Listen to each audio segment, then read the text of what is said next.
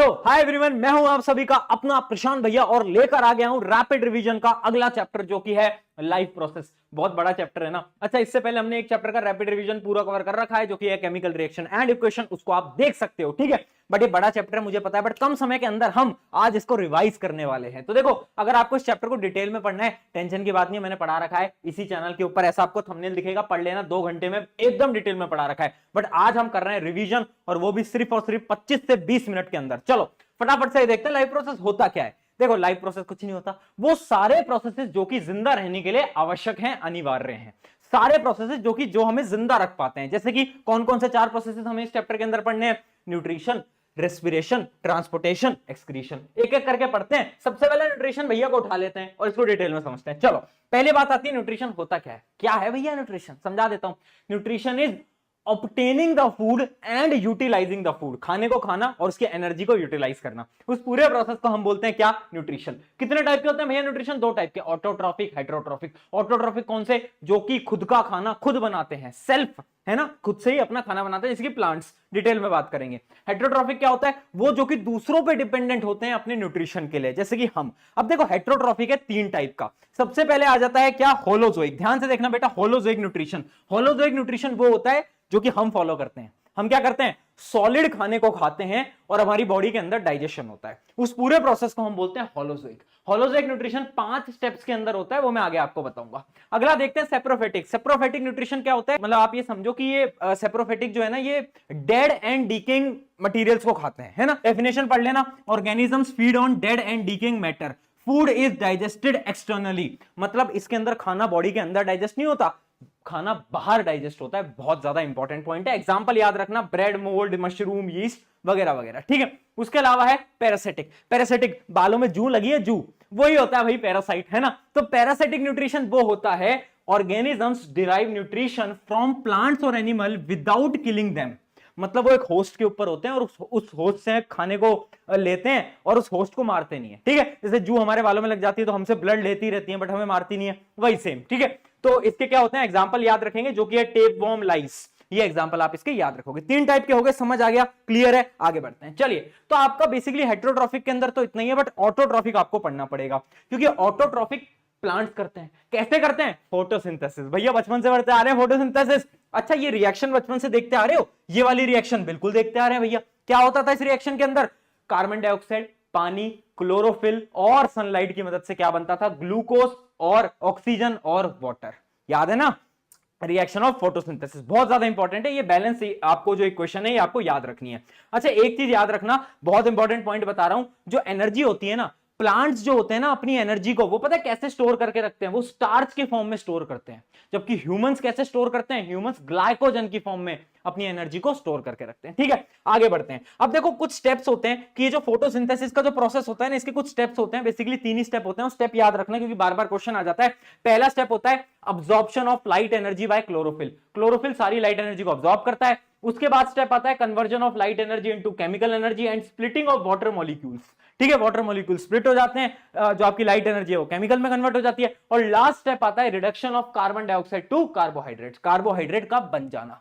ये होता है लास्ट प्रोसेस। तो इन 3 प्रोसेसेस के अंदर आपका क्या होता है? फोटोसिंथेसिस। अब बड़ा ही एक इंपॉर्टेंट टॉपिक बताने जा रहा हूं जो कि है गार्ड सेल। ये डायग्राम बहुत ज्यादा इंपॉर्टेंट है। देखो, जो भी इंपॉर्टेंट डायग्राम है वो भी बताते चलूंगा। ये डायग्राम बहुत इंपॉर्टेंट है। ये डायग्राम क्या है? ये जो आपको बीन लाइक स्ट्रक्चर दिख रहे हैं ना, ये क्या है? ये गार्ड सेल है। गार्ड सेल क्या करते हैं? Controls the opening and closing of stomata. Stomata क्या करता है? गैसेस का एक्सचेंज। कौन कंट्रोल कर रहा है स्टोमेटा को? Guard cell. कैसे कंट्रोल कर रहा है? गार्ड सेल में पानी आया, गार्ड सेल ओपन हो गया, गार्ड सेल से पानी गया, गार्ड सेल क्लोज हो गया। तो गार्ड सेल को पानी पसंद है, बेबी को बेस पसंद है, गार्ड सेल को पानी पसंद है, याद रखेंगे। चलो, ये हो गई हमारी गार्ड सेल की कहानी। आगे बढ़ते हैं फटाफट से। अब जो मैं आपको बता रहा था ना होलोजोइक न्यूट्रिशन, वो देखो, जो आपका जो अमीबा होता है वो भी एक टाइप का होलोजोइक न्यूट्रिशन ही दिखा रहा होता है। तो इसके कुछ 5 स्टेप होते हैं। ये अमीबा का डायग्राम तो सबको पता होगा, 5 स्टेप बता देता हूं। पहला होता है इनजेशन, खाने को खाना, जैसे कि आप देख सकते हो अमीबा खाने को अपनी तरफ बुला रहा है। सेकंड स्टेप होता है डाइजेशन, खाने को डाइजेस्ट करना। अगला प्रोसेस होता है आपका अब्जॉर्प्शन, खाने का जो डाइजेशन हो गया है उसको अब्जॉर्ब करना। और उससे अगला स्टेप होता है एसिमिलेशन, जो डाइजेस्टेड फूड है ना उसको यूटिलाइज करना, और लास्ट स्टेप होता है इजेशन, जो वेस्ट है उसको बाहर निकाल देना। तो ये अमीबा का डायग्राम तो तुम नींदों में भी बना लोगे, है ना, ये तो बहुत सिंपल है। ये डायग्राम इंपॉर्टेंट है, कभी कभार क्वेश्चन आ जाता है कि अमीबा के स्टेप्स बताओ। ठीक है, आगे बढ़ते हैं, नोट्स मिल जाएंगे, टेंशन मत लो। अब बात करते हैं ह्यूमन की। ह्यूमन बहुत इंपॉर्टेंट है, यहां से एक सवाल पक्का आता है, ध्यान से सुनते चलना। देखो, सबसे पहले हम खाने को लेंगे, कहां से खाएंगे, हमारे यहां से टीथ से उसे क्रश करेंगे, सलाइवा आ जाएगा, सलाइवा। सलाइवा में क्या होता है बेटा, याद रखेंगे, सलाइवा में होता है सलाइवरी अमाइलेज। सलाइवरी अमाइलेज क्या करता है, इतना भी जो कॉम्प्लेक्स शुगर होता है ना उसको सिंपलर शुगर में तोड़ देता है, यानी माल्टोज के अंदर तोड़ देता है, तो वो काम होता है सलाइवरी अमाइलेज का। ठीक है, तो उसके बाद क्या होता है, खाना नीचे आता है, ये जो आप देख पा रहे हो ये है ईसोफेगस। ईसोफेगस में खाना कैसे जाता है, पेरिस्टाल्टिक मूवमेंट, पेरिस्टाल्टिक मूवमेंट की मदद से खाना नीचे आता है। फिर खाना आता है आपके जे शेप्ड ऑर्गन, जिसको हम बोलते हैं स्टमक। क्या बोलते हैं, स्टमक। स्टमक के पास होती है तीन चीजें, हाइड्रोक्लोरिक एसिड, अगली क्या होती है म्यूकस जो कि लेयर होती है, और अगली होती है पेप्सिन। पेप्सिन क्या होता है, एक ऐसा एंजाइम होता है जो कि प्रोटीन की डाइजेशन में मदद करता है। उसके बाद खाना नीचे जाता है तो दो गुंडे मिलते हैं, एक है लिवर, एक है पेनक्रियास। एक है आपका लिवर और एक है आपका पेनक्रियास। तो देखो सबसे पहले कौन आता है, सबसे पहले लिवर आता है। लिवर के पास होता है बाइल जूस। बाइल जूस को लिवर पता है कहां स्टोर करके रखता है, गॉल ब्लैडर के अंदर। कहां पर, गॉल ब्लैडर के अंदर। ठीक है, अब गॉल ब्लैडर में बाइल जूस है। बाइल जूस का काम क्या है, दो काम है। सबसे पहला काम है इमल्सिफिकेशन ऑफ फैट, फैट को तोड़ देना। देखो यहां पर लिखा भी होगा, मैं आपको दिखा भी देता हूं। फैट्स को सबसे पहला काम होता है फैट्स को तोड़ देना। अगला काम क्या होता है कि जो फूड है ना उसको एल्कलाइन बनाना, यानी बेसिक बनाना, है ना, बेसिक नेचर पता है ना, बेसिक बनाना। ठीक है, दो काम होता है। अब दूसरा गुंडा आता है, दूसरा गुंडा है पेनक्रियास। पेनक्रियास क्या करता है, पेनक्रियास पेनक्रियाटिक जूस देता है, जिसमें तीन एंजाइम होते हैं। कौन कौन से एंजाइम होते हैं, सबसे पहला होता है आपका ट्रिप्सिन। ट्रिप्सिन क्या करता है, प्रोटीन को तोड़ता है। अगला आता है लाइपेस। लाइपेस क्या करता है, फैट को तोड़ता है। और लास्ट आता है क्या, पेनक्रियाटिक अमाइलेज। पेनक्रियाटिक अमाइलेज क्या करता है, डाइजेशन ऑफ कार्बोहाइड्रेट्स। ठीक है, तो यहां तक खाना डाइजेस्ट हो गया। अब खाना जाता है डायरेक्टली स्मॉल इंटेस्टाइन के अंदर। अब देखो नाम में स्मॉल है बट काम इसका बहुत बड़ा है, क्योंकि स्मॉल इंटेस्टाइन 5 से 7 मीटर लंबी होती है, तो इसका निकनेम है छोटा डॉन। नाम याद रखेंगे, छोटा डॉन। अब देखो इसके अंदर फाइनल डाइजेशन टेक प्लेस करता है। याद रखना, ये जो आपकी जो स्मॉल इंटेस्टाइन होते हैं ना, इसके पास एक स्ट्रक्चर होता है जिसको हम बोलते हैं विलाय। ये आपकी स्मॉल इंटेस्टाइन, इसमें फिंगर लाइक स्ट्रक्चर होता है जिसको हम बोलते हैं क्या, विलाय। विलाय क्या करता है, विलाय के अंदर बहुत सारी ब्लड वेसल्स आ रही होती है, ब्लड वेसल्स होती हैं इसके अंदर। ठीक है, तो ये ना अब्जॉर्प्शन करता है खाने का। जैसे ही खाना आया, डाइजेस्टेड खाना आया, विलाय के पास आया, विलाय के अंदर क्या है, ब्लड वेसल्स है, तो विलाय क्या करता है, डाइजेस्टेड फूड को ब्लड्स के अंदर अब्सॉर्ब कर लेता है। तो यानी अब्सॉर्प्शन का काम किसका है, स्मॉल इंटेस्टाइन का। अब खाना उसके बाद जाता है ये लार्ज इंटेस्टाइन में। लार्ज इंटेस्टाइन क्या करता है, जितना भी पानी है उसको खींच लेता है, और जो वेस्ट है वो एनएस की मदद से बाहर आप एक्सक्रीट कर देते हो। ये पूरा का पूरा हो गया ह्यूमन न्यूट्रिशन। चलिए बेटा आगे बढ़ते हैं रेस्पिरेशन के ऊपर। रेस्पिरेशन क्या है, देखो याद रखना, रेस्पिरेशन ब्रीथिंग अलग है। ब्रीथिंग क्या है, ये है ब्रीथिंग, यानी ब्रीथिंग होती है इनहेलिंग एक्सहेलिंग, ये है ब्रीथिंग। जबकि रेस्पिरेशन क्या होता है, respiration is the process by which food is burned in the cell of the body with the help of oxygen. यानी फूड का तोड़ना और क्या करना, एनर्जी का रिलीज करना, उस पूरे प्रोसेस को हम क्या बोलते हैं, रेस्पिरेशन। रेस्पिरेशन और ब्रीथिंग का डिफरेंस बार बार पूछा जाता है, तो याद रखना कि ब्रीथिंग जो होता है वो फिजिकल प्रोसेस है, ये एक प्रकार का बायोकेमिकल प्रोसेस है। इसमें कोई एंजाइम नहीं होता, इसमें बहुत सारे एंजाइम्स मिले होते हैं। ठीक है, और ये कुछ ऑर्गन्स के अंदर होता है, मतलब इसका एक ऑर्गन है, कौन सा, लंग। और रेस्पिरेशन हर एक सेल के अंदर होता है, हर एक सेल के अंदर होता है। तो कुछ डिफरेंस है, 3 या 4 डिफरेंस आप हमेशा याद रखना, क्योंकि क्वेश्चन कभी भी पूछा जा सकता है 3 नंबर के अंदर। आगे बढ़ते हैं। अब देखो रेस्पिरेशन होता है 2 टाइप का, एक होता है एरोबिक, एक होता है एनारोबिक। एरोबिक क्या होता है, एरोबिक होता है जहां पर ऑक्सीजन है, एनारोबिक जहां पर ऑक्सीजन नहीं है। एक टेबल दिखाता हूं, उसकी मदद से समझ आएगा। देखो ये टेबल बहुत इंपॉर्टेंट है बेटा। हमारे पास था ग्लूकोज, ग्लूकोज जाता है साइटोप्लाज्म में, साइटोप्लाज्म में ग्लूकोज टूट जाता है किसके अंदर, पाइरूवेट के अंदर। ठीक है, अब पाइरूवेट के पास 3 रास्ते होते हैं। एक रास्ता जहां पर ऑक्सीजन है, प्रेजेंस ऑफ ऑक्सीजन, अगर पाइरूवेट को ऑक्सीजन मिलता है तो खुश हो जाता है, तो वो क्या करता है, एरोबिक रेस्पिरेशन करता है। और याद रखना एरोबिक रेस्पिरेशन में हमेशा कार्बन डाइऑक्साइड, वाटर और एनर्जी बनता है। अगर उसको ऑक्सीजन नहीं मिलता, अगर उसे बिल्कुल ऑक्सीजन नहीं मिलता, तो वो पता है क्या करता है, बिल्कुल ऑक्सीजन नहीं मिलता तो वो इथेनॉल, कार्बन डाइऑक्साइड और एनर्जी बनाता है, इथेनॉल बनाता है, याद रखना। ठीक है, और अगर उसे थोड़ा बहुत ऑक्सीजन मिल जाता है तो क्या करता है, वो लैक्टिक एसिड बना लेता है। आप जब खेलने जाते हो तो आपके मसल्स में क्रैम्प आ जाते हैं ना, वो इसी वजह से आते हैं क्योंकि आपके मसल्स में लैक्टिक एसिड बन जाता है जब आपके मसल्स में ऑक्सीजन की कमी होती है। ठीक है, तो ये टेबल बहुत इंपॉर्टेंट है, याद रखना, क्वेश्चन पक्का आएगा। जो पढ़ा रहा हूं, अगर कल परसों में पेपर है तो यहीं से आने वाला है, शर्त लगा लो। आ जाओ आगे बढ़ते हैं। अब इस पूरे के पूरे डायग्राम को देखना, बहुत इंपॉर्टेंट डायग्राम है। देखना इसमें आप सारी चीजों को याद रखना, मैं आपको क्या समझाने वाला हूं देखते चलो। हम सांस कहां से लेते हैं? नाक से लेते हैं और मुंह से भी ले सकते हैं, ठीक है। तो स्टार्टिंग में होता है हमारा नेजल पैसेज। नेजल पैसेज से नीचे जाओगे तो यहां पर आ जाता है आपका फेरिंग्स, ये है फेरिंग्स। उसके नीचे है लेरिंग्स। लेरिंग्स क्या होता है? वॉइस बॉक्स, जहां से मेरी आज आवाज निकल रही है, ठीक है। उसके बाद आप नीचे जाओगे तो ये आ गया आपका क्या? ट्रैकिया। ये क्या आ गया? ट्रैकिया। अब ट्रैकिया डिवाइड हो जाता है, ये आप देख पा रहे हो, ये जो डिवाइड हो गया है ये ब्रोंकाइज के अंदर डिवाइड हो गया है। ब्रोंकाइज डिवाइड हो जाते हैं ब्रोंकियोल्स के अंदर, और ब्रोंकियोल्स के एंड में होता है एल्वोलाई सैक। एल्वोलाई सैक क्या होता है? जैसे अंगूर का गुच्छा देखा है, अंगूर का गुच्छा, वैसे ही छोटे छोटे छोटे छोटे क्या होते हैं? एल्वोलाई के सैक होते हैं, ठीक है। यहां तक क्लियर है? अब ध्यान से सुनना, यहां पर एक चीज होती है रिब केज, ये पूरा का पूरा रिब केज है, और ये जो नीचे है ना ये होता है डायफ्राम। अब देखो डायफ्राम की एक चीज याद रखना, डायफ्राम की शेप होती है कर्व्ड। जब हम सांस लेते हैं ना, डायफ्राम ऐसा है, जैसे मैंने सांस लिया तो डायफ्राम फ्लैट हो जाता है, और सांस छोड़ी वापस से ऐसा हो गया, सांस ली फ्लैट हो गया, ठीक है। ये क्लियर है डायफ्राम का? अब सुनो, अब भैया गैस एक्सचेंज हो कैसे रहा है? एल्वोलाई में क्या है ऐसा समझा देता हूं। देखो एल्वोलाई के अंदर क्या होता है? एल्वोलाई के अंदर होती है बहुत सारी ब्लड वेसल्स, ब्लड वेसल्स होती हैं एल्वोलाई के अंदर, ठीक है। अब हमने सांस ली, ऑक्सीजन आ गया कहां पर? एल्वोलाई के अंदर। एल्वोलाई के अंदर थी ब्लड वेसल, तो जो ब्लड के अंदर कार्बन डाइऑक्साइड था ना वो तो बाहर निकल जाता है, और जो उसके अंदर ऑक्सीजन था वो ब्लड वेसल के अंदर वापस आ जाता है। तो हमारे ब्लड को ऑक्सीजन मिल जाता है और कार्बन डाइऑक्साइड बाहर चली जाती है। ये मेन काम होता है एल्वोलाई का। कौन करता है बेटा? एल्वोलाई। कैसे कर पाता है? क्योंकि ब्लड के अंदर होता है क्या? हीमोग्लोबिन। और हीमोग्लोबिन को किससे प्यार है? हीमोग्लोबिन को प्यार है ऑक्सीजन से। जैसे वो ऑक्सीजन को देखता है बोलता है ऑक्सीजन मेरे पास आ जा, कार्बन डाइऑक्साइड मुझसे दूर चले जा। तो ये पूरा का पूरा प्रोसेस है, याद रखना बहुत ज्यादा इंपॉर्टेंट है।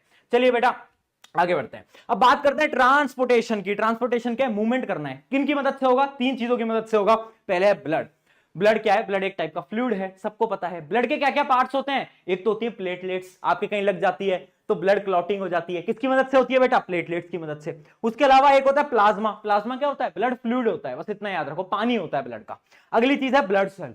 दो टाइप के ब्लड सेल, कौन से? अरे बोलो यार, आरबीसी, डब्ल्यूबीसी। आरबीसी के पास क्या है? हीमोग्लोबिन। डब्ल्यूबीसी क्या करता है? इम्यूनिटी प्रोवाइड करता है। बहुत बढ़िया बेटा। अब देखो अगली चीज है ब्लड वेसल। ब्लड वेसल क्या करती है? ब्लड वेसल भी अपनी तीन टाइप की होती हैं। पहली होती है आर्टरीज, वेन्स, कैपिलरीज। आर्टरीज क्या करती हैं? आर्टरीज में ए है, ए यानी अवे। तो याद रखना आर्टरीज हमेशा खून को दिल से दूर लेके जाएगी, दूर, अवे। और वेन्स हमेशा दिल की तरफ लेके जाएगी। कैपिलरीज क्या करती हैं? कैपिलरीज आर्टरीज और वेन्स को कनेक्ट करती हैं, बीच में कनेक्ट करती हैं, ठीक है। तो अब इनका एक डिफरेंस है, ये डिफरेंस बहुत इंपॉर्टेंट है, याद रखना। देखो पहली चीज, हमारी जो आर्टरीज होती हैं ऑलमोस्ट हमेशा क्या करती हैं? आर्टरीज हमेशा ऑक्सीजनेटेड ब्लड को कैरी करती हैं, बट केवल एक ऐसी आर्टरी है जो कि डीऑक्सीजनेटेड ब्लड को कैरी करती है, जिसको हम बोलते हैं पल्मोनरी आर्टरीज। सिमिलरली वेन्स हमेशा क्या करती हैं? डीऑक्सीजनेटेड ब्लड को कैरी करती है, बट एक ऐसी वेन है जिसको हम बोलते हैं पल्मोनरी वेन, ठीक है। उसके अलावा आर्टरीज जो होती है ना वो बहुत ज्यादा थिक होती हैं। क्यों थिक होती हैं? क्योंकि उन्हें ब्लड को प्रेशर से कैरी करना होता है, ठीक है। और वेन्स जो होती हैं वो थोड़ी पतली होती हैं, ठीक है। तो ये कुछ हमारे इनके बीच में डिफरेंस है। एक चीज और याद रखना, वेन्स के पास पता है क्या होते हैं? वेन्स के पास होते हैं वॉल्व्स। वॉल्व्स, वॉल्व्स क्या होते हैं? वॉल्व्स देखो ऐसे कुछ स्ट्रक्चर होता है वेन्स के अंदर जो कि ब्लड के बैक फ्लो को रोकता है। यानी खून ऊपर जा रहा है, अगर प्रेशर कम रह गया तो खून नीचे आ जाएगा ना, तो उसके बैक फ्लो को कौन रोकता है? वॉल्व्स। वॉल्व्स कहां पर होती हैं? वेन्स के अंदर। याद रखेंगे वॉल्व्स कहां पर होती है? सिर्फ और सिर्फ वेन्स के अंदर। चलिए बहुत बढ़िया, तो ये कुछ डिफरेंसेस हैं। अब आगे बढ़ते हैं। देखो हार्ट, हार्ट के बारे में बात करते हैं। अब देखो हार्ट जो है वो बहुत ज्यादा इंपॉर्टेंट है। क्यों? क्योंकि हार्ट का काम है ब्लड का पंप, है ना। तो जो आशिक लोग बोलते हैं हमारा दिल टूट गया, तुम्हारा दिल नहीं टूटा। अगर दिल टूट जाता तो ब्लड पंप नहीं होता मूर्खो। तो याद रखना कि दिल का काम क्या होता है? ब्लड का पंप करना। बहुत इंपॉर्टेंट चीज मैं बताने वाला हूं, प्लांट के ऊपर बाद में आऊंगा। सबसे पहले मैं आपको दिल समझा देता हूं, ये बहुत इंपॉर्टेंट चीज है, ध्यान से समझना। ये diagram one of the most important diagram है बेटा, याद करना पड़ेगा। देखो मैं आसान तरीके से समझा देता हूं। अपने दिल के होते हैं चार चेंबर, ठीक है। पहले तो लेफ्ट और राइट, अपर और बॉटम, ठीक है। तो राइट, राइट क्या? एट्रियम, ऊपर वाले को right ventricle. Left atrium, left ventricle. Atrium की जगह ऑरिकल भी बोल सकते हैं बेटा, टेंशन की बात नहीं है, ठीक है। एट्रियम में ऑरिकल एक ही बात होती है। अब देखो ये आपका लंग है। लंग ने क्या करा था? याद करो, एल्वोलाई ने करा था ब्लड को साफ, यानी ब्लड को ऑक्सीजन दिया था। अब अच्छा अच्छा सुंदर सुंदर ऑक्सीजन वाला ब्लड मेरे पास आया, यहां से मेरे पास एकदम ऑक्सीजनेटेड ब्लड आया, यहां से मेरे पास ऑक्सीजनेटेड ब्लड आया। कौन लेकर आया? कौन लेकर आया? पल्मोनरी वेन लेकर आया, पल्मोनरी वेन लेकर आया। यहां पर आया लेफ्ट एट्रियम में, लेफ्ट एट्रियम से गया लेफ्ट वेंट्रिकल में, लेफ्ट वेंट्रिकल से कहां गया? लेफ्ट वेंट्रिकल से गया पूरी बॉडी के अंदर। कौन लेके जाएगा? बोलो यार, आर्टरी लेके जाएगी। कौन सी आर्टरी लेके जाएगी? आयोटा। नाम याद रखना बेटा, सबसे बड़ी आर्टरी होती है हमारी बॉडी की आयोटा। ठीक है, आयोटा कहां पर लेके? बॉडी के पास। अब बॉडी ने उस खून को डीऑक्सीजनेटेड बना दिया, कार्बन डाइऑक्साइड दे दी, तो वापस से अब खून आएगा कहां पर? दिल में।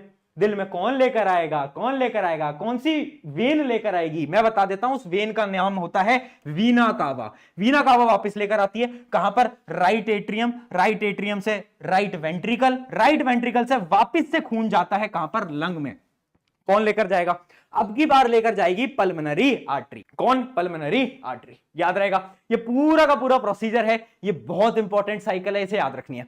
अब एक दो चीजें याद रखना, देखो ये जो एट्रियम है ना, एट्रियम, ये आप देख पा रहे हो, एट्रियम या फिर ऑरिकल, इनकी जो वॉल होती है ना, ये थोड़ी थिन होती है, और वेंट्रिकल की वॉल थिक होती है। ऐसा क्यों? क्योंकि जो वेंट्रिकल होता है ना, उसे ब्लड को क्या करना है? पंप करना है, जोरदार तरीके से पंप करना है। इस वजह से इनकी जो वॉल्स होती हैं वो थिक होती हैं। जैसे कि आप इस डायग्राम में भी देख पा रहे हो, नीचे से क्या है? थिक है। ठीक है, इनके बीच में क्या होता है? इसको हम बोलते हैं सेप्टम। क्या बोलते हैं? इसको हम बोलते हैं सेप्टम। ठीक है, तो डायग्राम बेटा बहुत ज्यादा इंपॉर्टेंट है। आई होप आपको इसकी पूरी की पूरी वर्किंग जो है वो समझ में आ गई होगी। अब एक चीज और समझना कि देखो, हमारे हार्ट मतलब हमारी बॉडी के अंदर ना डबल सर्कुलेशन होता है, यानी जो खून है वो दिल में 2 बार जाता है। कैसे जाता है? सबसे पहले तो लंग से दिल में गया और दिल से लंग में गया, तो एक साइकिल तो ये हो गई। ठीक है, और दूसरी साइकिल क्या है? दिल से बॉडी में गया, बॉडी से दिल में गया, दूसरी साइकिल ये हो गई। ठीक है, तो 2 साइकिल होती है। इसको हम बोलते हैं क्या? पल्मोनरी सर्किट, और इसको हम बोलते हैं सिस्टमिक सर्किट। क्या बोलते हैं? Systemic circuit. ठीक है, तो ये चीज बड़ी इंपॉर्टेंट थी। अब सवाल ये आता है कि भैया डबल सर्कुलेशन की जरूरत क्या है? What is the need? बार बार पेपर के अंदर आता है, तो याद रखना, देखो, chambers in the heart is to prevent mixing of oxygenated and deoxygenated blood. हमारे चैम्बर बनाए जा रहे हैं, है ना, और हमारा डबल सर्कुलेशन हो रहा है। क्यों हो रहा है? ताकि एक तो खून मिक्स ना हो, और जब खून मिक्स नहीं होगा ना, तो हम ज्यादा एफिशिएंटली ब्लड को पंप कर पाएंगे। ज्यादा एफिशिएंटली ब्लड को पंप कर पाएंगे तो एनर्जी बहुत ज्यादा होगी। इस वजह से हमारे अंदर डबल सर्कुलेशन होता है और 4 चैम्बर्स होते हैं। इस बात को आप याद रखेंगे। ठीक है, तो ये हो गया हमारा ह्यूमन का यहां पर खत्म। अब वापस से आते हैं हमारे प्लांट के ऊपर कि प्लांट में भैया ट्रांसपोर्टेशन कैसे होता है, तो आपने बताया नहीं। तो देखो, ट्रांसपोर्टेशन इन प्लांट कैसे होता है? 2 चीजें होती हैं बस, जाइलम फ्लोएम, बचपन में पढ़ा है। जाइलम क्या करता है? अरे बोलो यार, टिश्यू चैप्टर में पढ़ा था। जाइलम क्या करता है? जाइलम करता है वाटर मिनरल्स को ट्रांसपोर्ट। फ्लोएम क्या करता है? फूड को ट्रांसपोर्ट करता है। अब देखो, प्लांट में पानी कहां से जाएगा? रूट से ऊपर जाएगा। तो यानी जाइलम जो होता है वो क्या करता है? यूनिडायरेक्शनल, एक ही डायरेक्शन में फ्लो करता है। बट खाना तो हर जगह जाना है ना, प्लांट की हर एक जगह में जाएगा। तो फ्लोएम क्या करता है? फ्लोएम होता है बाई डायरेक्शनल। ठीक है, फ्लोएम के जो सेल्स होते हैं ना, वो मेनली लिविंग होते हैं, जबकि जाइलम के जो सेल्स होते हैं मेनली क्या होते हैं? डेड होते हैं। ये 3-4 डिफरेंसेस याद रखना, कभी भी डिफरेंस पूछा जा सकता है आपके पेपर के अंदर। चलिए, तो यहां पर हमारा ट्रांसपोर्टेशन हो गया। आई होप आपको समझ आ गया होगा। अब देखो, एट्रियम और वेंट्रिकल के अंदर बस आप इतना डिफरेंस याद रखना कि एट्रियम की वॉल्स थिन होती हैं, वेंट्रिकल की जो वॉल्स हैं वो थिक होती हैं। क्यों होती है वो मैंने अभी आपको बता दिया। अब हम बढ़ते हैं किसके ऊपर? Excretion in human being. कैसे होता है एक्सक्रीशन भैया? ये तो बता दो। बता रहा हूं यार, सब्र रख थोड़ा। देख, ये डायग्राम ये भी इंपॉर्टेंट है ना, ये भी डायग्राम देखो, बहुत डायग्राम इसमें इंपॉर्टेंट है। देखो, खून को हार्ट से कौन लेके आता था? याद कर ले, आयोटा लेकर आता था। हाँ, तो ये जो देख पा रहे हो रेड वाला, ये आयोटा है। ठीक है, ये है आयोटा। ठीक है, आयोटा खून को लेकर आया। खून थोड़ा गंदा हो गया, बहुत ज्यादा डर्टी पार्टिकल आ गए हैं। अब यहां पर आयोटा 2 भागों में डिवाइड हो जाता है, और वो बन जाती है, उनका नाम बन जाता है रीनल आर्टरी। तो ये लेफ्ट है, ये है लेफ्ट रीनल आर्टरी, ये है राइट रीनल आर्टरी। और ये जो आप बीन लाइक सब्सटेंस देख रहे हो, इसको हम बोलते हैं किडनी। ठीक है, अब खून क्या? किडनी के अंदर। किडनी खून को फिल्टर करेगी। कैसे करेगी बताऊंगा। फिल्टर करने के बाद अब क्या होगा? आपका जो बेकार जो बचा हुआ खून है, जो एकदम गंदा हो चुका है, डर्टी पार्टिकल्स हैं, वो कहां पर आएंगे? यूरेटर से आएंगे। यूरेटर से यूरिनरी ब्लैडर के अंदर स्टोर हो जाएंगे, यहां पर स्टोर हो जाएंगे। और जब यूरिनरी ब्लैडर भर जाएगा तो आप क्या करोगे? यूरेथ्रा की मदद से क्या करोगे? एक्सक्रीट कर दोगे, बाहर निकाल दोगे। ठीक है, ये क्लियर है। और जो खून साफ हो चुका है, वो खून वापस से, ये जो आप देख पा रहे हो ब्लू वाली, इससे हम ऊपर ले जाते हैं खून को वापस। ये पूरा का पूरा आपका प्रोसेस होता है किसका? एक्सक्रीशन का। आई होप ये आपको यहां तक क्लियर है। बट सवाल आपके मन में अभी भी वही चल रहा है कि भैया किडनी में ऐसा क्या है? क्योंकि सवाल यही तो आता है, किडनी में क्या है? किडनी में नेफ्रॉन। नेफ्रॉन क्या होता है? Nephron is the functional unit of the kidney. जो भी काम कर रहा है ना, वो नेफ्रॉन कर रहा है। मिलियंस में नेफ्रॉन होते हैं किडनी के अंदर। अब नेफ्रॉन बहुत कॉम्प्लिकेटेड टॉपिक है, 5 मिनट में ध्यान से समझ लो। देखो, ऐसा कुछ डायग्राम होता है, मुझे पता है डायग्राम याद करना मुश्किल है, बोर्ड एग्जाम के अंदर पूछा भी नहीं जाता, बट फिर भी क्योंकि सिलेबस में है तो याद कर सकते हो। देखो, जैसे ही ब्लड आता है, ये गंदा खून है, जैसे ही ब्लड आता है तो ये स्वागत करता है किससे, ये स्वागत करता है कैप्सूल, देख पा रहे, उसको हम बोलते हैं बोमन कैप्सूल, ठीक है। यहां पर होता है फिल्ट्रेशन, जिसको हम बोलते हैं ग्लोमेरुलर फिल्ट्रेशन। जितना भी डर्ट पार्टिकल है, जितना भी गंदा पार्टिकल है, नाइट्रोजनस वेस्ट है, वो सब खींच लिया जाता है और ब्लड को वापस भेज दिया जाता है। बट ब्लड को याद आता है कि यार इसने तो मेरे सारे अच्छे पार्टिकल्स भी खींच लिए, जैसे कि पानी, ग्लूकोज, तो ब्लड वापस आता है और क्या करता है, इससे वापस से मांगता है कि मुझे अपने पार्टिकल वापस कर। तो यहां पर होता है सेलेक्टिव रीअब्जॉर्प्शन। क्या होता है, सेलेक्टिव रीअब्जॉर्प्शन। खून के पास वापस से पार्टिकल्स आ जाते हैं जो इंपॉर्टेंट होते हैं, और खून फिर क्या करता है, वापस चला जाता है और जितना भी वेस्ट पार्टिकल है वो यहां पर आ जाता है, कलेक्टिंग डक्ट के अंदर आ जाता है। तो 3 स्टेप होते हैं। अब इन 3 स्टेप के आप हेडिंग्स याद रखना, लिख आप खुद आ सकते हो। पहला होता है ग्लोमेरुलर फिल्ट्रेशन, ठीक है, ग्लोमेरुलर फिल्ट्रेशन, जहां पर एकदम फिल्ट्रेशन हो रहा है। सेकंड है सेलेक्टिव रीअब्जॉर्प्शन, जहां पर खून अपने सारे प्रोडक्ट्स को वापस ले रहा है, जो भी यूजफुल प्रोडक्ट्स हैं। और लास्ट होता है ट्यूबुलर सिक्रीशन, कि एक ट्यूब्यूल के अंदर सारा वेस्ट पार्टिकल क्या हो जाता है, इकट्ठा हो जाता है, उसको हम बोलते हैं ट्यूबुलर सेक्रीशन, ठीक है। फिर उसके बाद आपका यूरिन बन जाता है, वो यूरिनरी ब्लैडर के अंदर चला जाता है और उसके बाद यूरेथ्रा की मदद से आप एक्सक्रीट कर देते हो। आई होप यहां तक आपको एकदम समझ आ गया होगा। लास्ट टॉपिक है कि प्लांट्स कैसे करते हैं एक्सक्रीशन। तो देखो, एक तो गैस बाहर छोड़ते हैं ना प्लांट, जो भी आपकी ऑक्सीजन जो आप बाहर जाते हो वो एक्सक्रीशन ही तो है प्लांट का। उसके अलावा प्लांट क्या करते हैं, रूट्स के अंदर भी बहुत सारे पार्टिकल्स को रिलीज करते हैं, लीव्स के अंदर पानी के पार्टिकल्स को रिलीज करते हैं। उसके अलावा अगर आपने कुछ प्लांट्स देखे हो ना, तो अपनी स्टेम के अंदर क्या करते हैं, कुछ गम्स को, कुछ रेजिन्स को रिलीज करते हैं, जिनसे हम रबड़ भी बनाते हैं। तो वो भी प्लांट का क्या है, वेस्ट पार्टिकल ही है। तो ये कुछ पॉइंटर्स हैं कि जो कि प्लांट कैसे अपने वेस्ट प्रोडक्ट को रिलीज करते हैं। तो आप देख सकते हैं ऑक्सीजन, बहुत सारी गैसेस निकालते हैं, ट्रांसपिरेशन में पानी निकालते हैं, उसके अलावा क्या करते हैं, रेजिन्स एंड गम, और एक्सक्रीशन इनटू सॉइल। ये सारे के सारे अपने पॉइंट्स हैं। तो आई होप यहां पर आपको सारा का सारा चैप्टर रिवाइज हो गया होगा कम समय के अंदर। और आज का क्वेश्चन आपका जो कि आपको अभी कमेंट्स के अंदर बताना है वो ये है, the enzyme pepsin and trypsin are secreted, किसमें सिक्रेट किए जाते हैं बताओ, पेप्सिन और ट्रिप्सिन। ये आपके ऑप्शंस हैं ABCD, फटाफट से कमेंट में बता देना। ऑन दिस नोट हमारा हो गया है ये चैप्टर पूरे का पूरा रिवाइज। अब फटाफट से बताना कमेंट के अंदर अगला चैप्टर कौन सा चाहिए। Take care, bye bye.